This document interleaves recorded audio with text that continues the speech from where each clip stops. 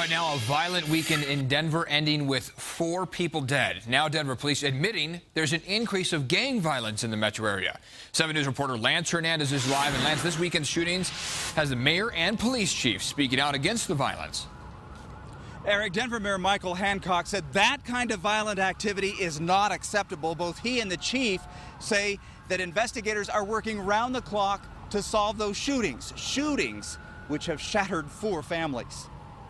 Sitting in that living room with the family and seeing the question marks and just the sheer grief is heart-wrenching. Brother Jeff Fard says he's had to console far too many families ripped apart by violence. The general public only hear a fraction of all the things that are going on. Reverend Leon Kelly has been dealing with gang violence for 30 years. He says he's seen parallels this year to what he saw in the mid-'80s. It makes me sort of have almost like deja vu. The difference now is these younger kids, many of these are the offsprings of those older guys that I dealt with back in the days. The shootings on East Cedar near Monaco, Martin Luther King in Pontiac, and the 1900 block of South Depew are all gang-related.